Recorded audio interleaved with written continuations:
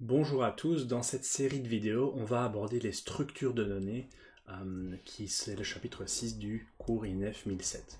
Qu'est-ce que ce sont les structures de données? Ce sont les briques fondamentales qui nous permettent de manipuler des données en programmation. Pensez à la conception des algorithmes en programmation.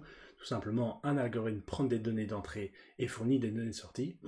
Et bien, la structure des données qui vont être manipulées, ça va faciliter notre algorithme si les données sont stockées dans des structures de données qui sont appropriées. Chaque type de structure va disposer de particularités spécifiques sur la façon dont elles vont être stockées dans la mémoire et sur la façon dont on va les manipuler.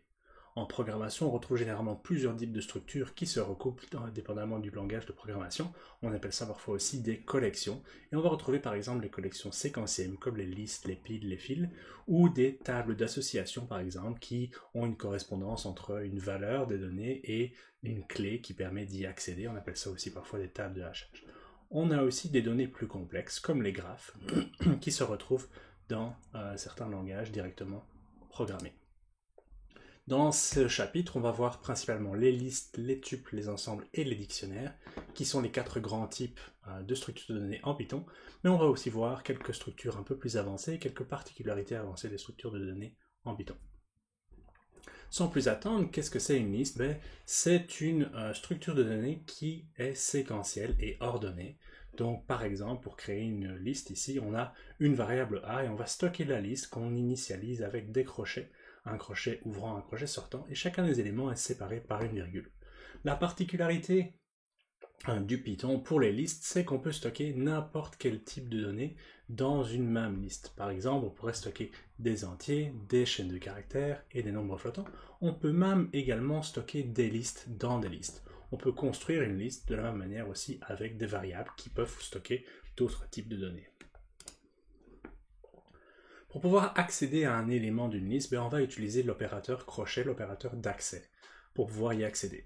Lorsqu'on a créé une liste avec les crochets justement, avec à chaque fois une série d'éléments, on va pouvoir accéder par exemple à l'élément à la position 3 à partir de ce qu'on appelle un index. Donc un index qui veut dire la position. Lorsqu'on utilise la variable panier crochet 2, on va accéder à l'élément de position 3. Pourquoi 3? Parce qu'on commence à 0. Donc c'est pour ça qu'on appelle une structure de données séquentielle qui est ordonnée, c'est que chacun des éléments a une place dans la mémoire qui est successive, et donc notre premier élément est à la position 0, le deuxième élément à la position 1, troisième élément à la position 2, quatrième élément à la position 3.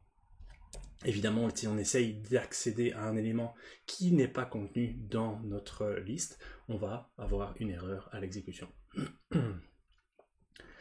La liste est un objet mutable, ce qui veut dire qu'on peut modifier chacun de ces éléments, et on les modifie de nouveau grâce à l'opérateur d'accès. Donc si on utilise la variable panier crochet 2 égale à une nouvelle donnée, on va tout simplement modifier la liste dans son complet pour juste l'élément en question.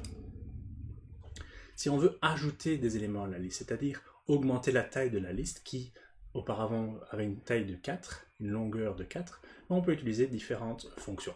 On peut utiliser la fonction append qui ajoute un élément à la fin de notre liste. On lit une liste généralement de gauche à droite.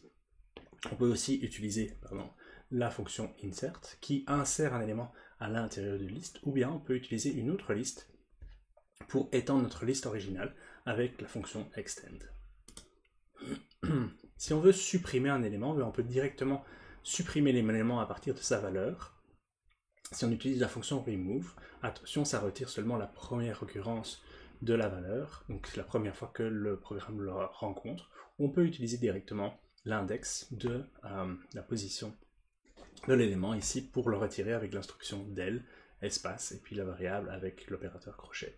Ça va supprimer dans ce cas-ci le troisième élément.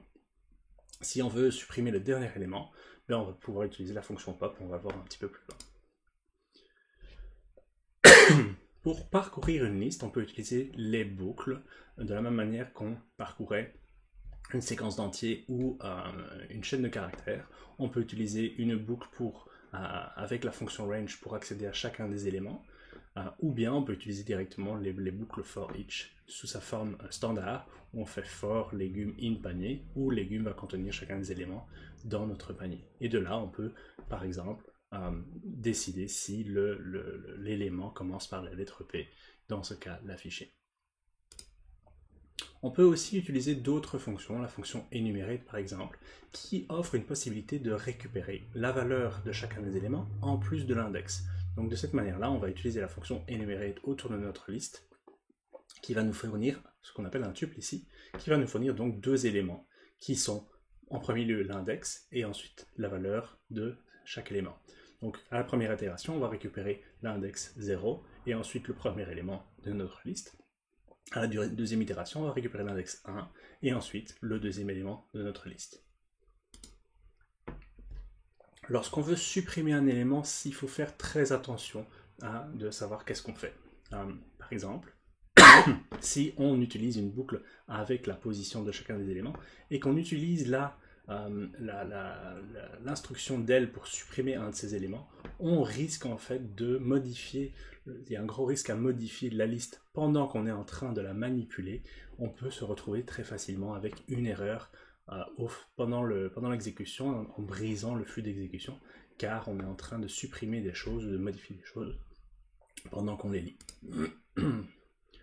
Pour pouvoir accéder à plusieurs éléments dans une liste, on a aussi la possibilité d'utiliser une tranche. Alors une tranche, qu'on appelle aussi slice en anglais, c'est tout simplement une nomenclature autour des crochets pour pouvoir accéder à une série d'éléments. On a une nomenclature comme celle-ci, on démarre avec une première position, on finit avec une autre position, et on a un pas qui est par défaut égal à 1, mais qui pourrait être plus grand que 1. Typiquement, si par exemple on dit qu'on veut le troisième élément au cinquième élément, ben on va tout simplement mettre par exemple start à 3, end, attention, ici à 6. Pourquoi? Parce que le end est exclusif, tandis que le start est inclusif, et avec le pas de 1 si on veut chacun des éléments. De façon graphique, ça ressemble à ça. Si on a une certaine liste avec chacun des éléments, on a l'index qui commence à 0 et qui finit dans ce cas-ci à 5 parce qu'on a 6 éléments. Si on veut extraire un sous-ensemble de l'élément 2 jusqu'à 5 en sautant chacun des éléments, ben on va par exemple se retrouver à avoir poire, banane et céleri dans une autre liste. Attention, on a aussi la possibilité d'utiliser des index négatifs. Les index négatifs nous permettent de revenir en arrière en partant du bout de la liste. Dans ce cas-ci, plutôt qu'avoir la position 5 pour le céleri, on aura la position -1 et progressivement, on va en arrière pour pouvoir récupérer chacune des positions. Évidemment, si on va plus loin que le nombre d'éléments qu'il y a, on ne pourra pas les utiliser. Attention, l'index 0 est utilisé pour le premier élément de la liste, qui correspond en fait au moins 6 ici, mais ça ne correspond pas au dernier élément ici. Donc si on fait une liste, par exemple, on a notre panier et qu'on veut chercher une tranche de 1 à 4, ben vous voyez qu'on va aller chercher du premier index, le 1, jusqu'au 4-1, parce que c'est 4 étant exclusif, donc jusqu'à 3, 1 à 3 avec un pas de 1, et on va récupérer une autre liste qui est un sous-ensemble de notre liste de départ.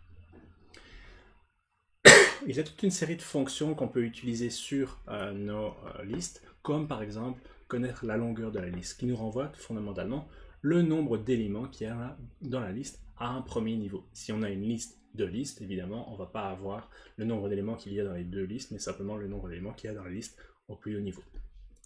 On peut évidemment concaténer des listes de la même manière qu'on pourrait concaténer des chaînes de caractères avec l'opérateur plus ou de façon combinée avec l'opérateur d'assignation. On peut également les répéter et les retourner, inverser tous les éléments d'une liste avec la fonction reverse. On a des fonctions un petit peu plus avancées dans les listes comme sort, count, index, sort qui permet de trier selon les règles spécifiques, voir la documentation à ce niveau-là. On peut compter le nombre de fois qu'on rencontre un certain élément ou trouver l'index de l'élément dans cette liste. On peut même utiliser l'opérateur d'appartenance qui est particulièrement efficace si on cherche à savoir s'il y a un élément est bien dans une liste ou non.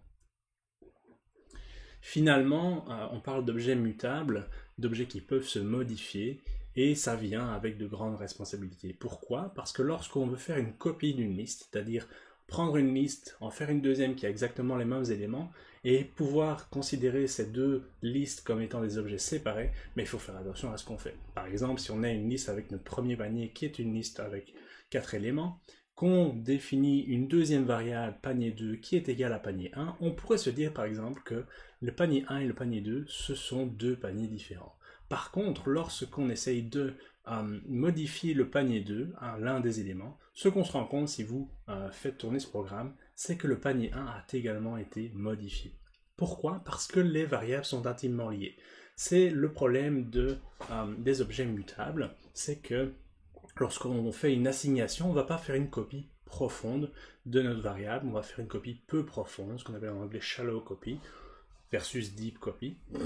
Et tout simplement, c'est dans la mémoire une assignation d'une adresse vers notre objet qui est notre liste. Donc on va tout simplement copier l'adresse qui pointe vers le même objet dans la mémoire, donc évidemment quand on change l'un, on va changer l'autre. Si on veut faire une copie réelle d'une liste, c'est-à-dire copier chacun des éléments dans un nouvel objet, ben on a deux choix. Soit on peut utiliser la nomenclature, on utilise les crochets qui nous permettent de faire une copie profonde, ou bien d'utiliser un module de Python qui s'appelle copy, qui nous offre une possibilité de faire une copie profonde.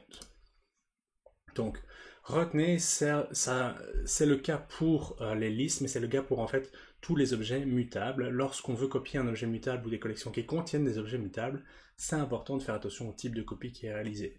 Une copie peu profonde, ça veut dire qu'on construit une nouvelle structure et on y insère les références des objets que contient la structure originale, tandis qu'une copie profonde, deep copy, ça construit une nouvelle structure et récursivement, ça y insère une copie des objets que contient la structure originale.